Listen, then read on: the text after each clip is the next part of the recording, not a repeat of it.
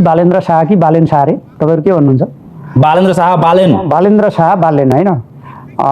नागढुङ्गा सिस्ने खोला चाहिँ सुरुङ मार्ग उद्घाटन गर्न जानेसम्म हिम्मत गर्नु भएन, किनभने ट्रोल बन्नुहुन्थ्यो। काम गर्ने कालु मकै खाने भालु भनेर उहाँले भोगिरहनुहुन्थ्यो। त्यही विभागीय मन्त्री पठाएर विगतमा पो एउटा सानो कैँचीले रिबन काट्न जानु पर्यो भने पनि प्रधानमन्त्री कार्यकारी प्रमुख जानुहुन्थ्यो त। अहिले त विभागीय मन्त्री गएपछि सकियो। काम तमाम, कसैले जस लिनु परेको छैन। उहाँहरूले काम देखाउनु परेको छ।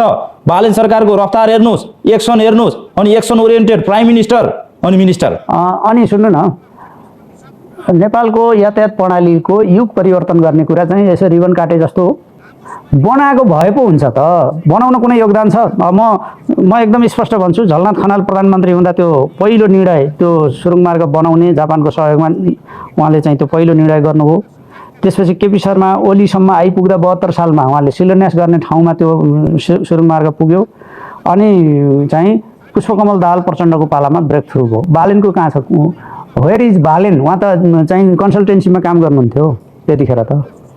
भर्खर इन्जिनियरिङ पढेर आएर कन्सल्टेन्सीमा rapper, engineer, mayor KP Sharma ओलीलाई चुनाव हराएर प्रधानमन्त्री भइसक्नुभयो, सांसद बनेर। ऱ्यापर तपाईँहरू कहाँ हुनुहुन्छ? ऱ्यापर झ्यापर सबै हुनुभयो, तर नागढुङ्गा सिस्ने खोलाको सुरुङ मार्ग, बुटवल सिद्ध बाबा खण्डको सुरुङ मार्ग, कुनै सुरुङ मार्ग बनाउन न नीतिगत न प्रबन्धकीय न चाहिँ व्यवस्थापकीय कुनै काममा पनि उहाँको जिरो योगदान छ। थाल्नु भएको छ भने कुनै एउटा ल्याउनु। तपाईँ यसो भन्नुहुन्छ, तर शिलालेखबाट केपी शर्मा ओलीको नाम हट्यो।